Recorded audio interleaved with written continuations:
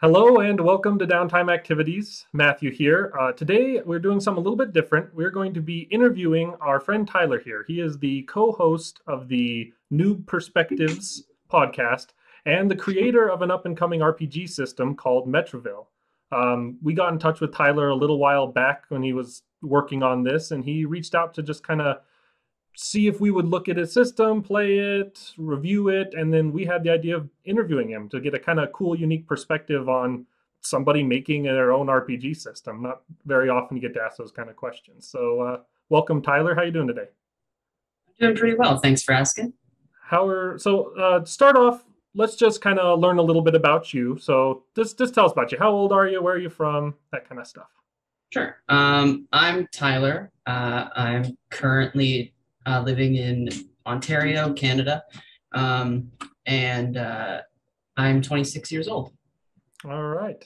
And what's your kind of background with RPGs? I know you have a podcast about it. You're obviously making your own RPG. What's your background with tabletop gaming?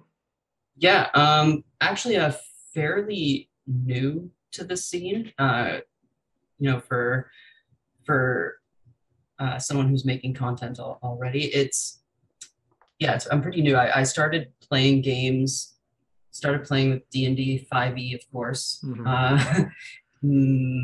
about 3 years ago. Okay. We started my first campaign. I got a group of friends together. None of us knew how to play the game, so we just kind of went with it, and it was a disaster, of course, but that's That's the how you learning learn. experience, exactly. Mm-hmm. And I've been DMing and playing in variety of games, variety of systems since then.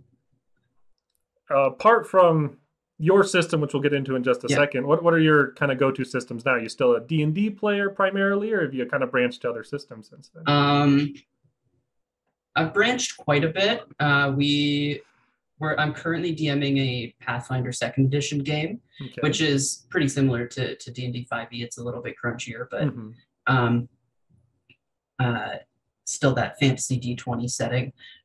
We've also played Metroville, yeah, of course. We've also played Burning Wheel. Okay. Which I really enjoyed. That was a fun game. I've played some Fate. On the podcast, we played Bubblegum Shoe, which was different, but I really enjoyed it. Something really fun. It's always fun to have those games that are a little bit different style of setting and play style. Yeah, for sure. And I'm currently playing in a Cyberpunk Red RPG. Yeah. Awesome. Let's get to the meat and potatoes. Let's get to why we're here. Let's talk Metroville. Yeah. Metroville superhero RPG system. Apart from that, can you just kind of give us quickly, from the creator's perspective, the brief explanation or description of what the Metroville system is? Sure. Elevator pitch is it's a game that is focused on creativity. So creativity from the players and from the GMs. So the most cool thing about the game to me is there are no set moves or powers or sort of like abilities that you have to perform with your certain powers. So if you have the control fire power, you can control fire in any way that like is reasonable, right? There's no like you have to throw it at this with this speed or this distance and this measurements of cone or whatever. It's whatever you want to do, and then the GM and you can work together to sort of make it happen in the game world, make it happen within the fiction, make sure that it's something that your character could reasonably do, or if they can't, then maybe there's a lower chance of success, all this kind of stuff. So the creativity is really the coolest thing to me. It does use a die pool system, which I like for a couple of reasons. One, because I like rolling lots of dice, and it's really fun to roll dice. Oh yeah. Two, because when you add die to your pool, as you get more and more powerful, it just something about that makes you feel more powerful too. Like you're rolling lots of dice, and that makes you feel powerful. And also, it's a classless system, so there's no like you're a fighter, you're a mage, you're a whatever. You're a superhero and you have this power, this combination of powers, and you can use them in any way that you see fit.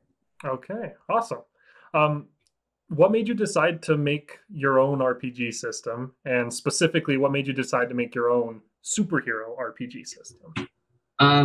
Well, both of those answers are kind of the same because while I was looking for a superhero game, because I'm a big fan of comic books and yeah, I'm a huge comic book nerd. I've been reading them and watching all the MCU and all the new movies that are coming out and TV shows that are coming out, and it inspired me to want to play in that sort of setting, to create my own stories in that way, with my friends. And so I was looking, and I just didn't find anything that really made me feel super, Hmm. that really made me feel like I was playing a superhero in a dynamic setting where I could use my powers in a way that I felt like was fun and interesting. Yeah.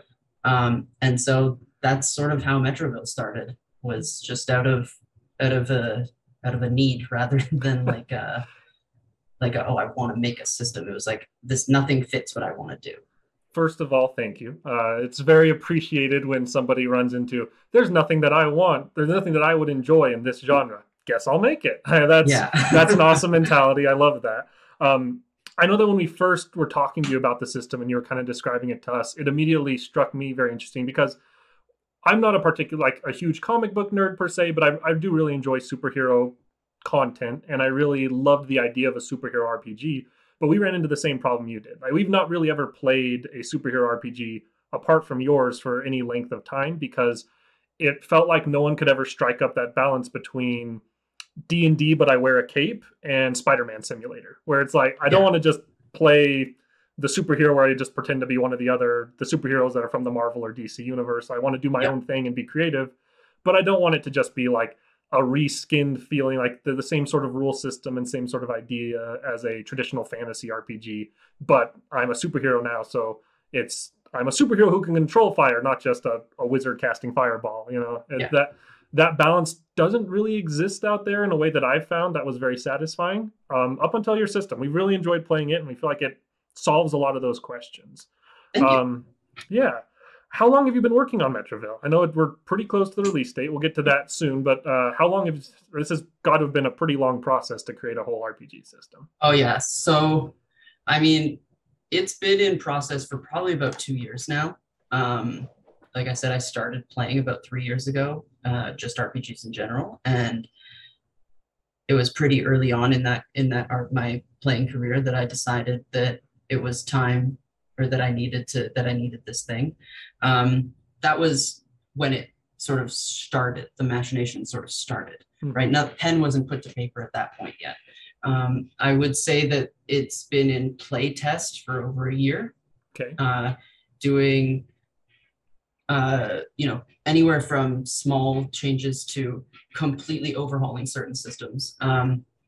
For example, the trait system, which is relatively new compared to the other ones, Mm-hmm. is was something that we found that we didn't have rules support for these crazy characters that we were making. Um, and so that's where the trait system came from. And so it's kind of been evolving as we've been playing. Like, hey, wouldn't it be cool if the game could do this? Yeah, it is. Let's build something for that. The trait system being your system that kind of has positive and negative things that you kind Yes, of are trying to meet in the middle with negative and positive numbers to balance out, correct? exactly, exactly. So like maybe your character can't see very well, but they have really good hearing, a la Yeah. Daredevil. Yeah. That's something that we in our group immediately really clung to. Uh, it was very reminiscent to us of Savage Worlds and the kind of edges hindrances system. Mhm. With Savage Worlds, that's more of a system that is in place for kind of building your character and giving them specific like superpowers or strengths or like feats almost.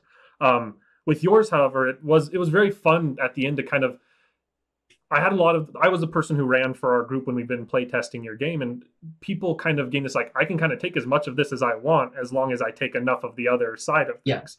And it yeah, led to similar to that edges and hindrances system. It led to this kind of back and forth that at the end of it, your character is just so much more dynamic and interesting because yeah, you have all these features and all these traits, and you read this like, oh, I could make my character regenerate every couple of turns more and more of the damage I've taken, and my character's kind of this big burly person. That seems really powerful. but now I have to come up with some downsides to counteract that. And then it was awesome. We really enjoyed that piece of the system. I'm happy that was, if it was a last minute addition, I'm glad it got in there because it definitely adds some fun complexity to the system. Yeah, it definitely was one of the later things that was added. What are some of the unique challenges you've run into? I know that when playing RPGs, there's all sorts of some challenges and things you run into, but when you're having to kind of design the system itself, what are the unique challenges to that you've had to face? So twofold. Like the biggest challenge is also was more a mental challenge than it was like a mechanical challenge. Mm-hmm. So at first we set out to make a game that was air quotes balanced, mm-hmm. right? Where all the powers could do different things, but all of them could do the things that they do well.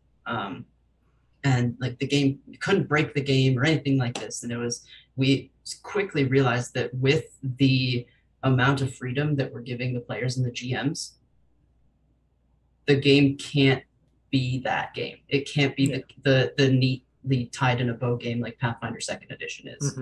Mm-hmm. So it was more of like a me getting over that sort of, it's up to whoever's playing this game to realize what is okay for them to allow in their game. Mm-hmm. And so that was probably the biggest struggle for me. That's understandable. I mean, when you're somebody who's played games, you've definitely had those moments where you're like, oh gosh, this person's character is overpowered. Like this is an overpowered ability. But in a world where everyone's super and it's all about creativity and looseness in the rules so that creativity can thrive, it does really kind of come back to a group and a person running the game who are there for the right reasons and are trying to make a fun story and have cool moments and aren't just trying to be like, I'm the most powerful, I can do whatever I want, or something along those lines. Yeah, exactly. And that's sort of the mentality that I had to eventually come to, which didn't come overnight, but I think I'm there now. Mm-hmm. And I know that we're very happy for that. With talking about, it kind of goes to that rule of cool, right? Yeah. And that was something I wanted to bring up that I ran into quite a bit when I've been running the game for my friends here, is I had this kind of similar to what you were talking about, this kind of immediate like defensiveness when people started to try and think of different ways to use their powers, where they're like trying to creatively use it in a way that's not explicitly written out in the little chunk of text and how it works. And I found the system pretty easy to use in a way where they said that, and I'm a pretty experienced game master, but at the same time, like it was pretty straightforward for me to be like, okay, you're trying to use it this way. That would probably be this instead of how it's written for the normal way to use this superpower. And I can adjust the difficulty pretty easily just by adding or taking away dice. And it made a lot of sense and seemed to work pretty well. So it seems that was a pretty inherent system. That was how you wanted it. You wanted this creativity to be at the forefront. Yeah, that really is that was the design philosophy from the start, was the creativity. And that creative use of powers. I know some of the powers, just like reading them at the very beginning, there's kind of that immediate concern, like, oh, if somebody tries really hard, they could break the game with this. I know I have a friend whose character he made took the alter reality power that you had in the system, and it came up a couple times to where he had a cool idea on how to use it, and I was concerned with it being kind of too powerful or something along those lines, just because it's so loose in if you're creative, what you could do with that. But it quickly came to the point where I could kind of dial back what he was trying to do, or he could kind of be reasonable in what he was trying to request to do, and it made his character really powerful and cool and interesting without it being like, I turned the person's heart into bone instead of heart tissue, so they just die immediately or something like that, and kind of trying to just like cheat the system. And I think that goes to the point of play group matters and play with people who are there for the right reasons and having fun. But the system lends itself to if a group is that way and willing to allow flexibility and creativity without being punishing, but also the players on the other side of it are not trying to break the game in any way, the system works really, really well. And that creativity is the big centerpiece of that, being able to kind of decide how you want to use that power instead of having a locked in situation that you have to use it for. Speaking of these superpowers, I know I mentioned the alter reality one. When you were making this, what's your favorite? What's the superpower for you that you had to have in the system that's like the iconic one for superheroes in your eyes? The iconic, well, I mean, it couldn't be a superhero game if your heroes couldn't fly, That's a very right? good point. There's very few heroes that can't fly. So trying to make that power was one of the hardest to make interesting, Hmm. because I wanted it to be separate from the super speed power, Yeah. right? Where you can't, because usually flying characters, they fly faster than people run as well. Like but I wanted it to not be like super speed, but But in above the the air. ground. Yeah, exactly, exactly. Uh, So creating the flight mechanics, which are still loose, mhm, but allow for players to have a little bit of more verticality mhm. to their game, was probably the most fun. Yeah, especially because, and we learned this very quickly, fall damage. It hurts. It hurts. Falling And is not fun, especially when you're really high up in the air. yeah, exactly. So we had a flying character who really liked to do that. That was Do the old grab you, fly into the air, drop you sort of deal. Yeah, exactly. that's awesome. I have one of the characters in the game we're running to test the system out right now is very much the kind of character who could do that. I don't think he's come up with that idea yet. He's doing more of the flying superhero punch tactics Yeah. most of the Yep. time. But hopefully he doesn't watch this interview, because that could get out of hand pretty quickly. What's some memorable moments? I know you said you've been play testing this at least pretty seriously for over a year now. Yeah. What are some of the moments that stick out to you that are super memorable? Oh, probably one of my favorite moments was, and this is going to sound kind of silly, but so I was jamming a game. It was sort of like a Red Dawn style thing where invading army came in, teenage superheroes have to save the day. Mm-hmm. And one of our teenage superheroes had the control and talk to plants power. Okay. And so they tracked the movements of one of the armies by talking to grass. That's awesome. And it was really fun to sort of have that character have their moment with the power that might not seem like it's the best in a situation where there's an invading army coming at you. Talking to plants doesn't seem relevant when there's the Red Dawn is arising and this army is marching on you. Exactly. But it felt really cool that they could use their power in a way that helped the party get out of the way of the invading army rather than attacking them head on. That is awesome. That is super rewarding when you're the player who, like, that's the character you want to play. And yeah, I love a system where, and especially if the person running the game is someone who likes the rule of cool and likes to let things be loose and fun, to like kind of have those moments where they have these abilities that people might shy away from. They're like, that's not powerful enough, that's not cool enough. Mm-hmm. And then it really comes in a clutch moment. And there's that. I think of D&D with the animal handling skill. I have a player in my group who almost always takes the animal handling skill and has in the past expertised it so that they can be very, very good at animal handling. And the one time they roll animal handling during the entire campaign is this clutch moment that saves the day. And I see that with some of those powers where it's like they may not be the traditional idea of the superpower, but when they come in clutch, it's like a really cool, rewarding thing for that player. I have a follow-up question for that. Because of how you just described the situation. Did you role play grass as the person running the game? That was really fun. So in my head, grass is a hive mind. That makes a lot of sense. So the grass that was over here was communicating with the grass that was over there, and they could, relay the position of the incoming army.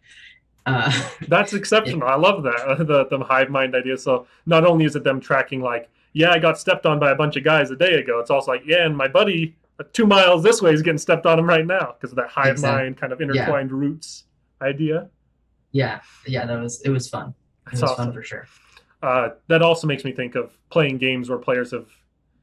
There's kind of a running joke in the campaigns I run that people shy away from taking spells that they either shy away or intentionally take spells that let them talk to plants or animals, because whenever I role play the person they're talking to, I always make sure to tell them that you've given yourself the ability to talk to an animal. You didn't give this animal the ability to be intelligent enough to speak in a way that's you can hold a really mature adult conversation with them.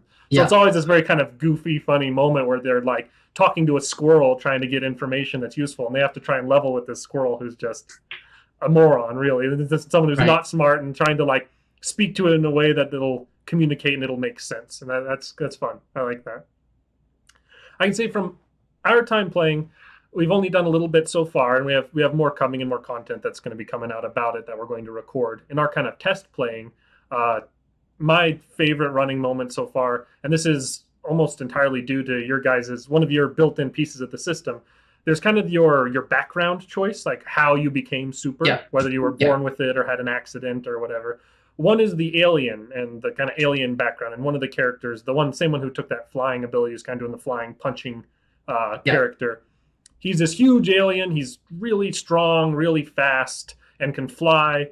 And that's kind of the build of character he's gone for. But one of the inherent things is you have to take the like doesn't understand human ideas, and I don't remember exactly how it's worded, but an ability or kind of a debuff that you don't get social cues and stuff like that because you're not from this world. And so he decided early on in gameplay that a couple things. I think his character's name was like Toyota Corolla or something like that because he'd met people who were named after stuff. And so the first thing he saw when he landed on Earth was a car. And so he named himself after that because he's like, all these people are naming themselves after like states and places. So I'll just name myself after that. So I have a human name. And then the first thing that happened to him was he got flipped off by somebody. So he assumes all hand gestures are the same hand gesture. That's just like if someone waves, they're just doing a hand gesture. So now every time somebody waves at him, he just smiles and flips them the bird back. Or they save the day and the police chief comes and salutes them and he smiles and flips them off and walks away. And there's just, I never see it coming. Beautiful. I never see it coming, but when it happens every time, then I just bust up laughing. And it's really fun to have that alien character feel very alien, like they don't get it what's going on. That's beautiful. You kind of spoke about superpowers you like and the iconic ones. Background wise, and those origin stories. Yeah. How did you do you just go through like your favorite superhero media and be like, this is the ones we have to have? How'd you come up with all of those?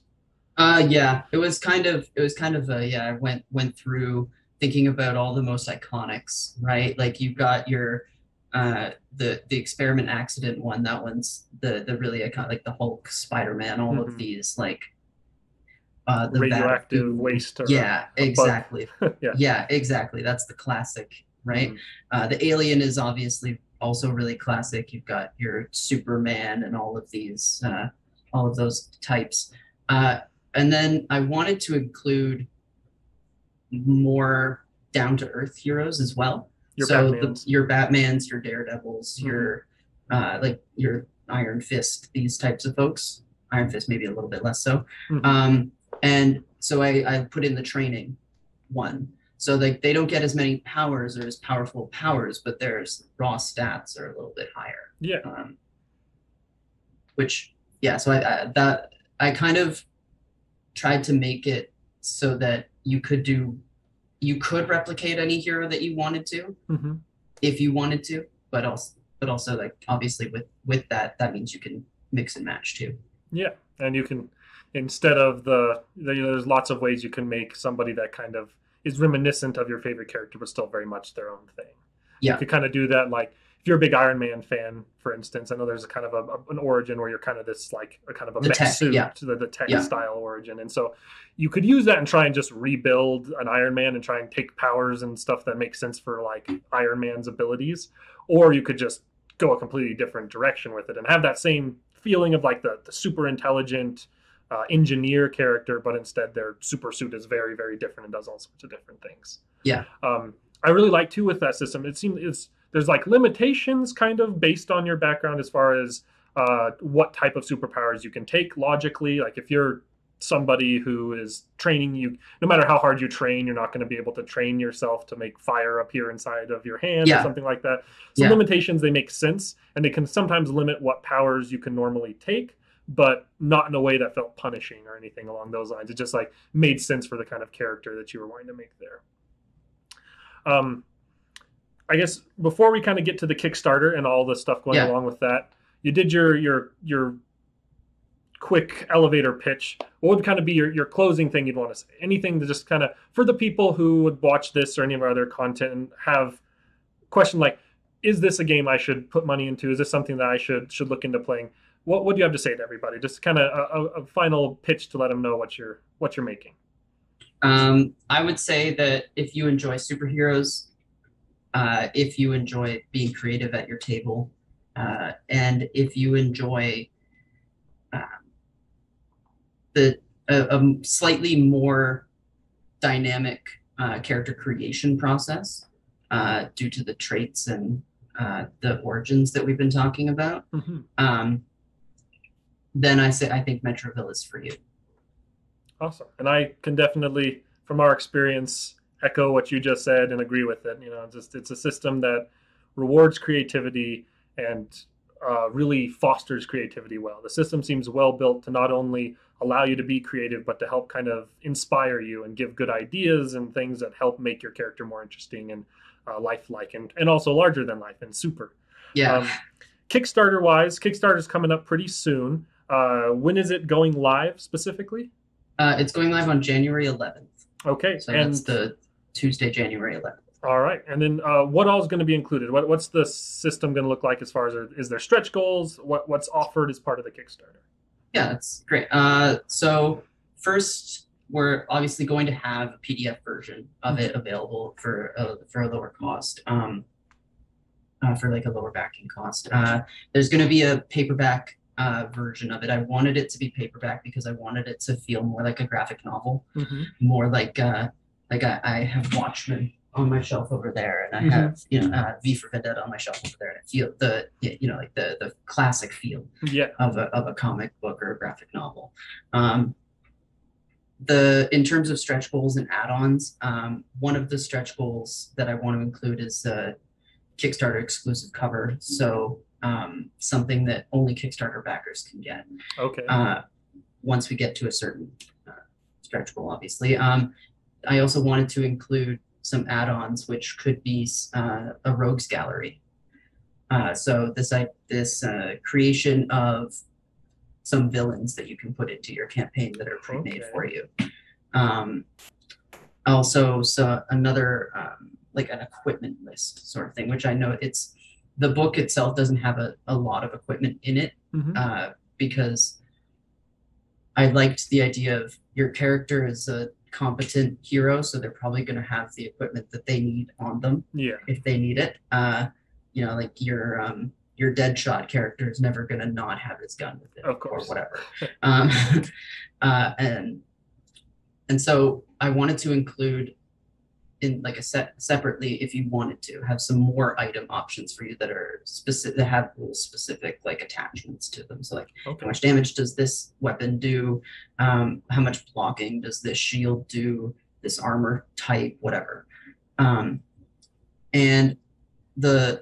So those are going to be add-ons. I'm also going to have as a final tier of backing you get all the stuff. You get the PDF, you get the game, like the hard copy, and you get to play in an online game, a host GM by me, the creator. Oh, awesome! That's very awesome. That's a very unique stretch goal.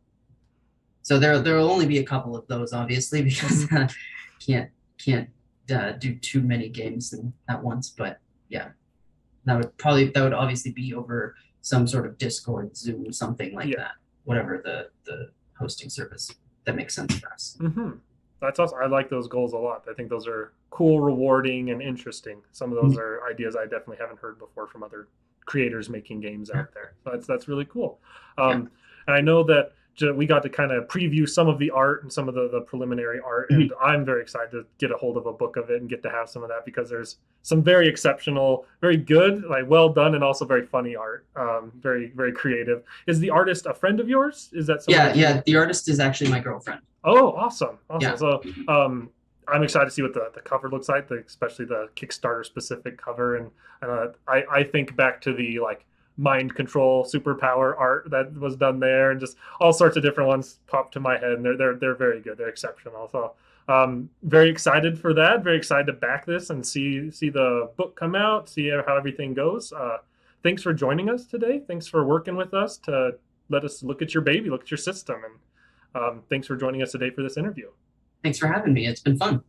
You keep working. We'll see you again probably before too long here. And thanks for joining us, everybody at home. If you enjoyed this, please go and check out this Kickstarter. This is going to be a really good game. It's worth checking out. It is worth, if you're somebody who wants to play a superhero game, I haven't found one that scratches that itch nearly as well as this one does. So definitely check it out. If you want to check out any other content, any other reviews, other videos about this system, we're going to have plenty of those on the channel. So go and take a look there.